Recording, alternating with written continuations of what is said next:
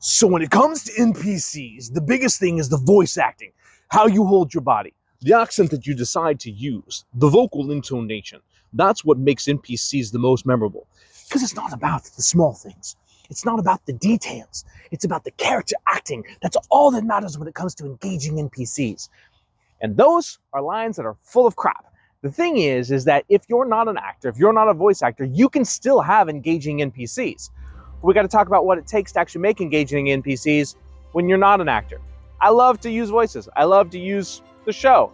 But at the same time, that's not everything.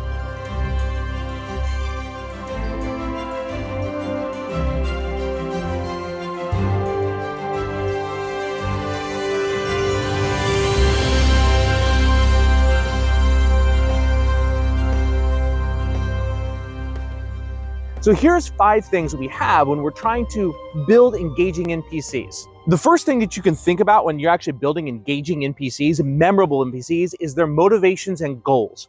When your NPCs act with purpose, they're memorable because they don't respond sometimes the way that your players would want them to respond. If your NPC's goal is to provide a living for his family and you come in there asking for something for free, they actually may get hostile at that. They're not going to find it even if you roll a high charisma check because it doesn't fit with their goals. When your characters act opposed to an NPC's goals, well, now they're acting at disadvantage on their charisma roll. There's lots of ways to utilize the NPC's goals and motivations to actually influence the rules that you're using. Just remember something, every NPC has a goal. You may encounter a bunch of guards that are on the line and the players are trying to instill their help and their number one goal is to stay alive. And they're like, no, we're not going anywhere. We're staying right here. They're not in it to protect the people. They don't care about these people because they're not from this village. They're actually from a different kingdom, a different country. They're on hire. They're mercenaries that are not about to put their necks on the lines for these people, regardless of how much they are going to get paid. Remember, the motivation and goals of your characters, of your NPCs, has a lot to do with what they're willing and not willing to do and how the players will interact with them. If you just think of it in one dimension, what is this character's or NPC's singular motivation? That will influence a lot of what they do. The second thing you can do to have memorable or engaging NPCs is reoccurring NPCs. NPCs that show up once are great. They can be memorable. But the NPC that shows up once as the vendor, and then once as the mayor's consort, and then once, why are you everywhere? Right? Oh, they're twin brothers. That's one way of doing it, which I don't know where that came from. The other way is having an NPC that shows up but isn't driving the story forward. It's someone that's, a guard that's on the line, and all of a sudden they move towns, they move different locations, and they encounter him at a different location because he was restationed there. Little bitty things like that make that NPC memorable. And sometimes that person's getting moved as the battle line changes. They're following the path of the party because that's where their company is going. Now, that's not a major NPC. They have no input in the party, but the characters are going to remember that. It makes your world feel more alive. Seeing the same people over and over again and giving them a good reason to be there that fits with their personal motivations, that's one thing that makes your world feel rounded. Also, it gives your character someone to connect to. When that NPC dies or gets injured or their family, they hear about their family's village being overtaken, characters might actually be, bought into that, depending on your characters. Now, the type of NPCs that uses reoccurring can be anything from vendors to soldiers to clerics to acolytes to contacts to messengers. Maybe there's a messenger that always comes to them, that always finds them. Messengers are the way that is communicated. Now, the players have interacted with a couple of different ones, but there's usually one that always finds them. That messenger, then the players can actually develop a relationship, and all of a sudden the messenger says, hey, something doesn't feel right about this message, right? The players will listen to that character because they showed up multiple times.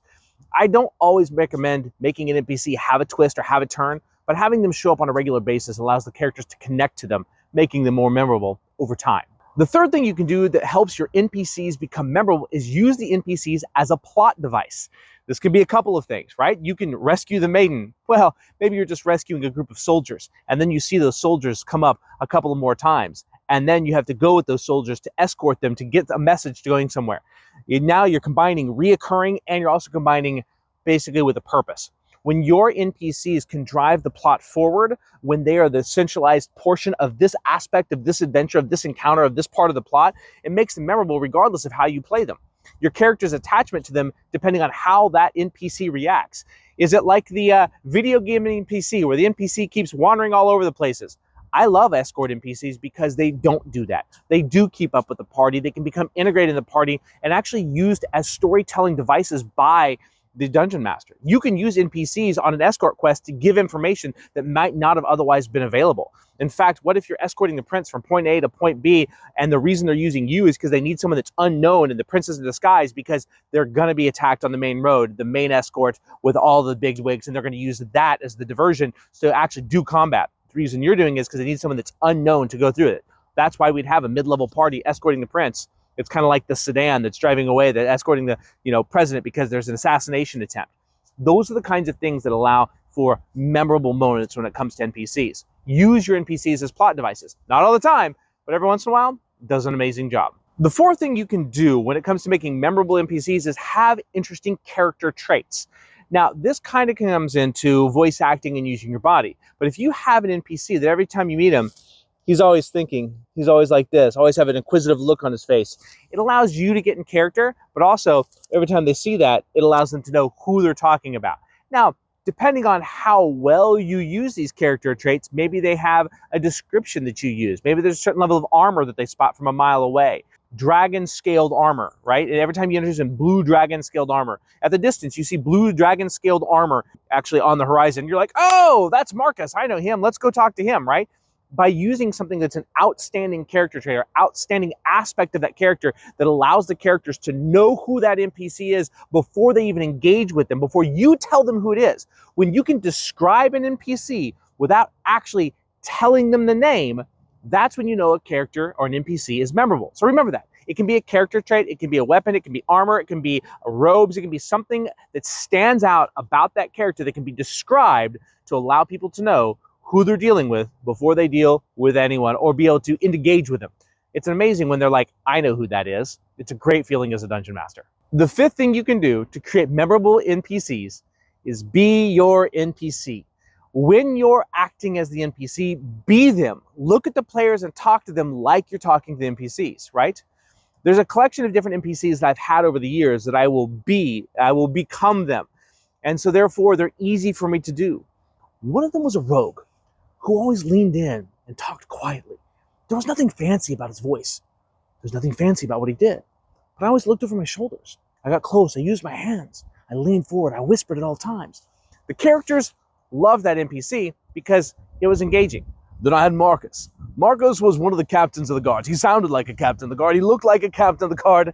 And he was a boisterous, jolly soul that everybody loved. Marcus was one of my favorite NPCs to play because he was fun. He was engaging. He was a ball of energy, but he at the same time, a ball of fire that stood for what's right. So there's lots of different ways to be your NPC. And as you develop these NPCs, as you develop those characters, you'll find ways to become them, to enter into them. So when they show up as recurring NPCs, it's easy to use them again. Those are 5 fun ways to make memorable NPCs that have nothing to do with voice acting, except for point 5, which I talk about being your NPC, but that's not about voice acting. That's just about playing the character. And you do that by practice. It's not going to be easy for the first time. In fact, all the tips we've discussed today, from everything from the acting portions to reoccurring NPCs, takes practice, because you're going to have to get used to doing those things on a regular basis. So anyway, thank you as always, guys. Make sure that you like, subscribe, punch the notification bell, and share this video because we really appreciate your help in growing this channel and hope to have so much more content for you coming up.